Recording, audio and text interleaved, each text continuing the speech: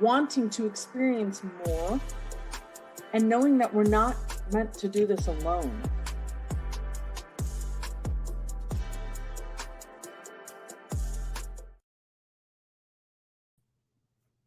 Hello, everyone.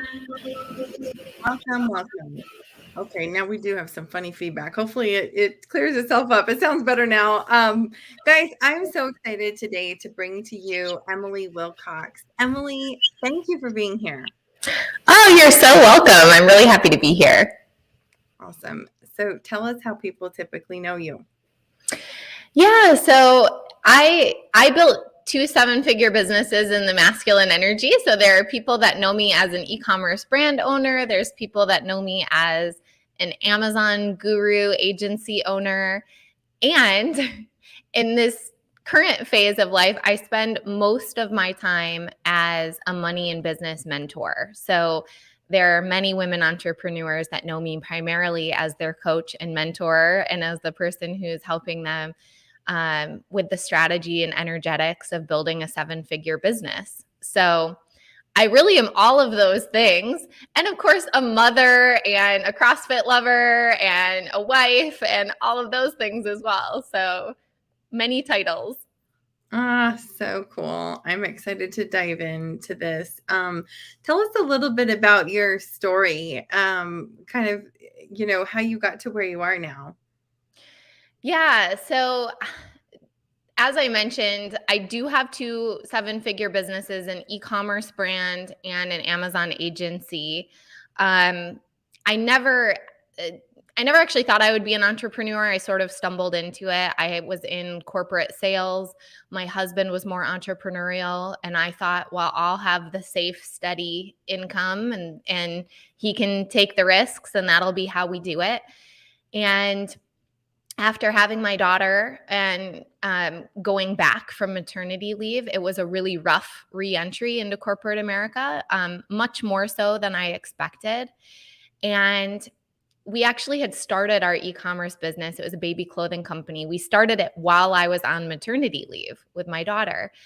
And so it was under the guise of just being like this side hustle and maybe something where, we just put the money aside for her college education and it gets to grow over the next 18 years.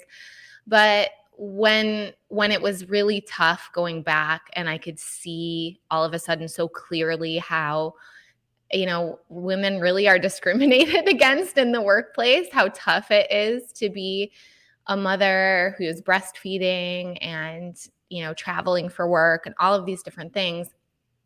Suddenly that e-commerce business that was just brand new, little baby business became this idea, this light at the end of the tunnel. Like, well, what if we could really grow this to the point where by the time we have another kiddo, I don't have to go back. And that's really how it all started. Wow. Yeah. So Baby Clothes is what your company, what's the brand called? The brand is called Faye Fair. So my daughter is Faye, and we named it after her. That is so cute. Yeah. And you've been running that now. So I think you told me she's 7. So you've been running that for like 7 years. Yep. So we're actually either selling it or winding it down this year because it just does not feel in alignment anymore. But super grateful for that business and, the millions of dollars that it's brought in, the ways that it supported our family. And it really was the start of everything because we never would have started the Amazon agency had we not had the Amazon experience of selling baby clothing there. And so the first business sort of helped create the second business. And then that journey of entrepreneurship really led to my third business, which is coaching and mentorship. That is so cool. Yeah. So your Amazon agency, what do you guys do? What does that mean, an Amazon agency? Yeah. So brands hire us to strategize, grow, execute on the strategy for the Amazon sales channel. So We will work with, I mean, we work with household names, a lot of, you know, 50, $100 million companies where maybe they do, I don't know, $5, $12 million a year on Amazon, but no one on their internal team really understands Amazon. They don't know how to do the advertising. They don't know how to do the SEO. They don't know how to do the right images and copy. And so our team handles all of that for them. So we're like an extension of their team, and we make sure that they're hitting or exceeding their goals. Wow. How on earth do you do all of that? How do you do all of this? Being in more feminine energy, which I know you can appreciate, because when, you know, I spent a lot of my life in a lot of wounded masculine energy, and you hit a pretty low ceiling with that, you know, when you feel like you have to be in control of everything and you're responsible for everything and you're doing all the thinking and all of the doing. And I also want to say that I was doing this even when I had a team, because I work with a lot of women entrepreneurs that are like, but I have a team and I'm delegating and I'm trying to be more in my feminine energy. Like, why isn't it working? Mm-hmm. Just because we have a team doesn't actually mean we're in our feminine energy. So when we're just delegating the work, but we're holding on to all of the decision making and all of the responsibilities and outcomes of those decisions, we're still in our masculine. And so it's really been this process for me over time of really allowing myself to lean back and feel supported and trust and surrender some of the outcome. And, you know, I still remember this moment where it became so clear for me that my number one core value is freedom. And yet I didn't feel free. And when I looked at it, it was like, well, why is my calendar always full with meetings? It was like meeting, and tons of internal meetings, because we've got like 15 people on our team. And I recognized, oh, it's the part of me that wants to feel very significant and wants to feel like I have a seat at the table whenever a big decision is being made. So which one's more important to me? Like, I'm the CEO. I can choose to always have a seat at the table and always have my voice heard in every decision, but I'm not going to feel free. So which is it? And it was like when I finally saw it through that lens, it became so clear that I just was going to be more unapologetic in choosing freedom. And so I gave away a lot more. You know, there was someone on our team that we promoted to ops manager and changed our org chart so that people reported through her. And right around this time was when I really was being asked by universe, God, source to step into coaching. So I also then gave up the CEO role. My husband took that over. And I really started creating just more boundaries for myself around what my role in each company would look like, so that I would have space for this really important like life mission of working with other women entrepreneurs and still feel free. And I do. Like, I don't work a ton. I'm not always thinking about work. And, you know, I couldn't have said that truthfully, you know, 3 or 4 years ago. This is so cool. Okay, now that we know kind of where Emily sits in her world, I want to ask some questions about this. What now, where it sounds like you've kind of arrived, what feels what does the top feel like for you now? Or are there any parts of the top that feel different than you would have expected? Oh, yeah. Like, it feels totally different than what I expected. And this is really important, particularly in the work that I do around money mindset, is when we think that when our business gets to a certain point or our bank account gets to a certain level that we'll have arrived, as you said, we're typically in for a pretty rude awakening. For me, it came the first time we hit $100,000 cash month in the agency, We had done over 100,000 cash months in the ecom business, but somehow that felt different. Like I really wanted to do it in the agency. And I, in hindsight, can see that I thought that I would just feel successful. Like the business would feel more stable. It wouldn't feel as fragile. Like that we would feel more wealthy, like all of these things. And then we hit that milestone and it felt really disappointing because as it turned out, the business still felt a little fragile. Then it all of a sudden felt like, well, can we do 100,000 again? And how are we going to do it again? And even though it was that was the gross amount, the amount that actually went into our personal bank accounts, like I didn't feel that wealthy. Mm-hmm. And so anyone listening, like you get to do the inner work around money at any point. Like you don't have to wait for the $100,000 cash month to be like, oh, yeah, that wasn't it. Like if it's the 5,000, 10,000, 50,000, whenever we think that money is going to give us a feeling like safety, like success, like worthiness, money can't actually do that. And so what's really changed for me was learning how to reparent my inner child, really being an observer inside of my own mind and body and noticing when certain money wounds are being triggered and giving myself the actual medicine for that. Because the actual medicine is never just make more money. That's like the Band-Aid solution. When the real medicine is like, oh, I really don't feel safe right now. Or, whew, that big purchase is now making me feel like abandoned, like all the money just left. So what's the actual medicine for feeling abandoned? It's not slap some money on it. Like that doesn't actually work.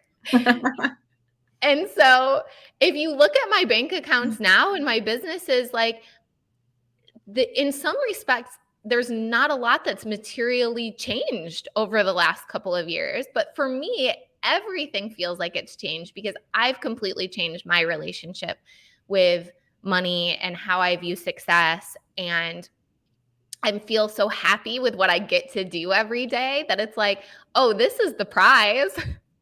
And I love money too. And I'm totally here for continuing to make more of it. But the idea of delayed gratification, which was so much of my life, I'm just not available for that anymore. Like it has to be good for me now and later, not just later. I love that. I love that so much. It's that joy in the journey, right? Yes.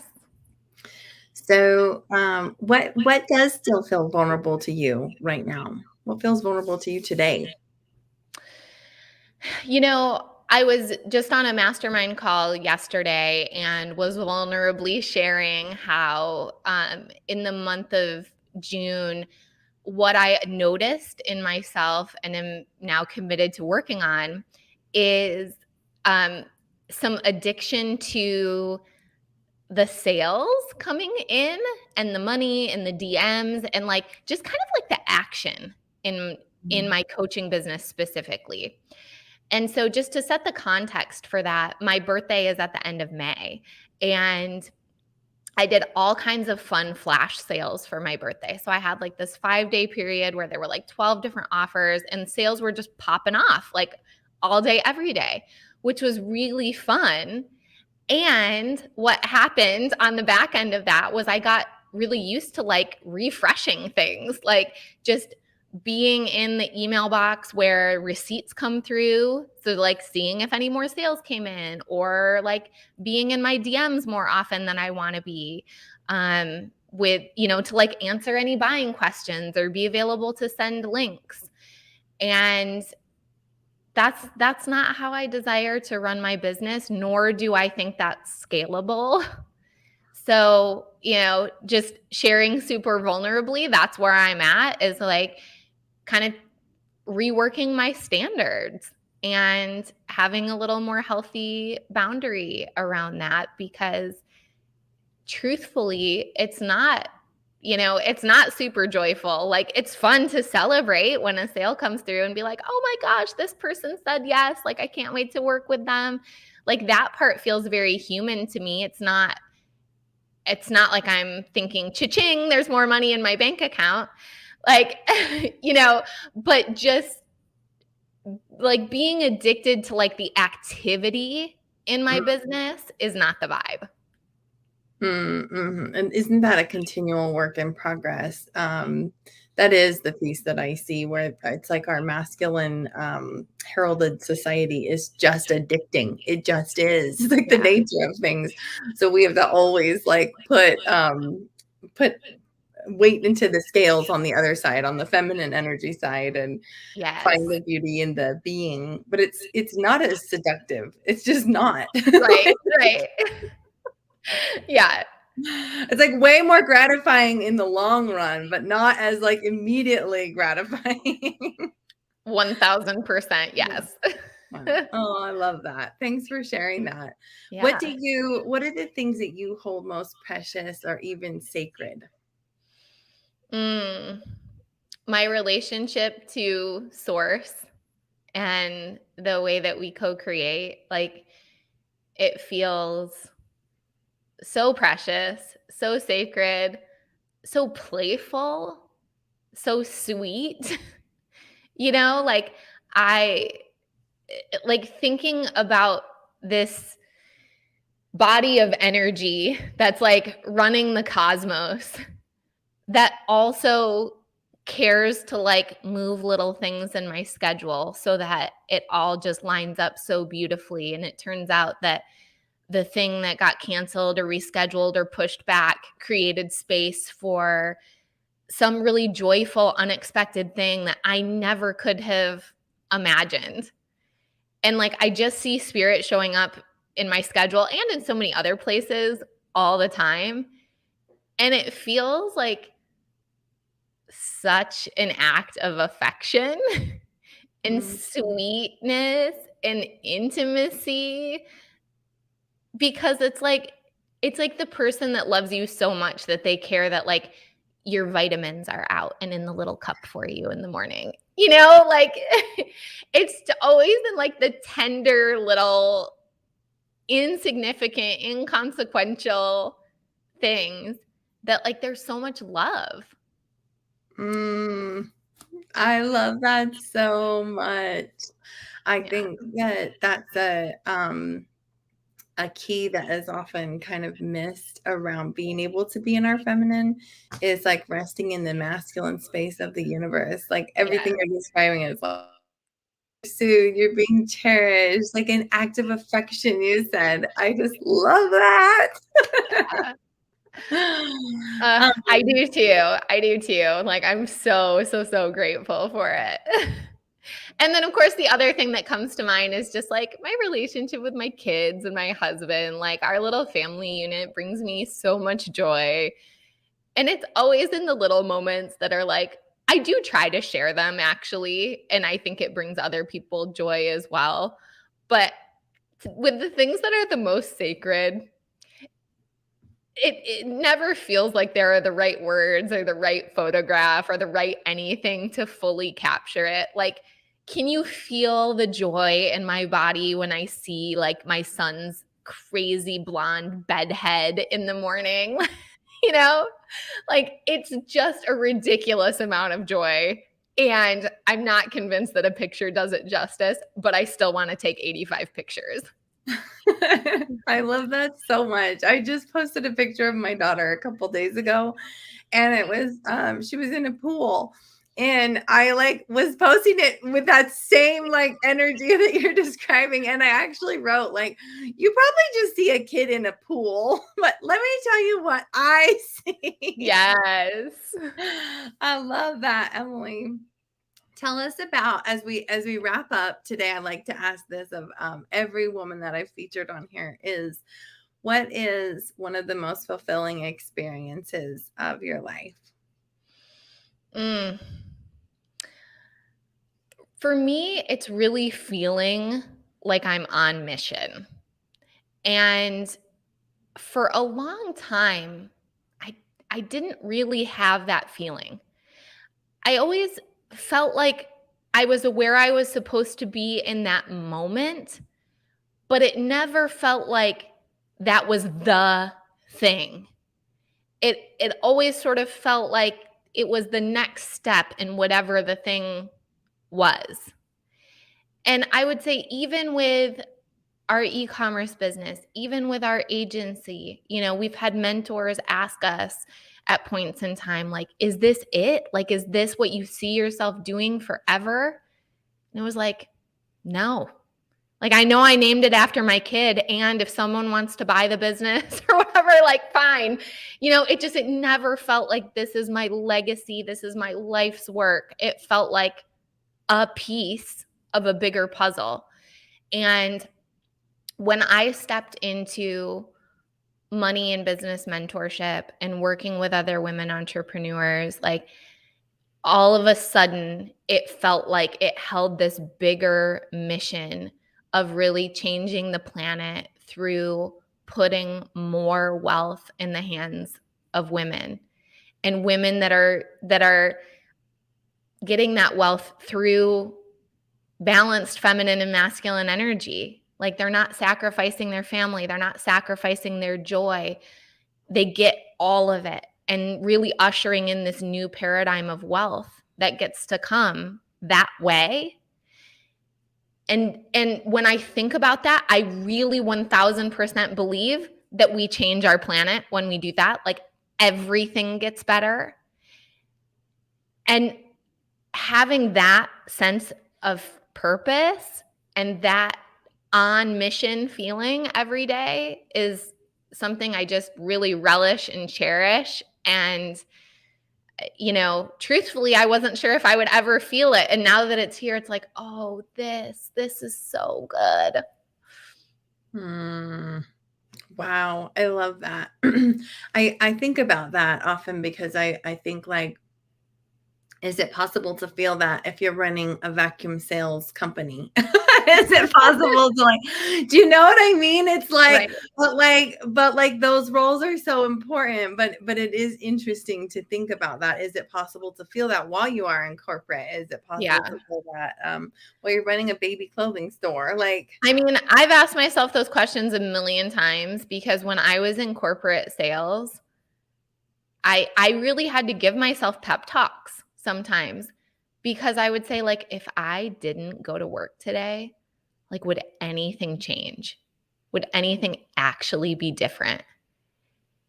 And the truth was, like, I didn't really believe that I was making a huge impact. So I could, like, sort of talk myself into it just enough. But the fact that I had to ask the question is that answer. So I don't know if the vacuum salespeople, like, if some of them feel like they are 100% on mission. I hope so. I really hope so. But for me, up until now, there were things I liked and things I didn't like, and things that felt like I'm right where I'm supposed to be. And I know there's something more that will be revealed later. And that's such a personal, individual journey. I really love what you're sharing there. Emily, are there any last thoughts that you'd like to share with our audience today before we wrap up? Keep on keeping on. Like, continue plugging into women like Melisa, women like me, women like that are living their purpose, that are sharing a unique perspective, that are working on growing their businesses in feminine energy. There are actually a lot of us. And for a long time, I did not know that that was true. I had zero examples. And so there are many, many, many of us. Plug into whomever you feel inspired by, and know that just in your listening, consuming, embodying, and putting it to practice in your own life, that you're making a huge difference in the world. So true. Like, the changes that are happening in our world right now. we have to listen. We just can't do things the way that they've been done before. So I just love that and echo. And you guys, seriously, isn't Emily amazing? Go give her a follow, and all her links are shared in the description. So go, check out. I'm excited. After this, I'm going to go do her quiz. So great. Emily, thank you again for being with us. And thank you for just shining your light so bright in the life that you live. You are so welcome. Thank you for having me. Bye, everyone.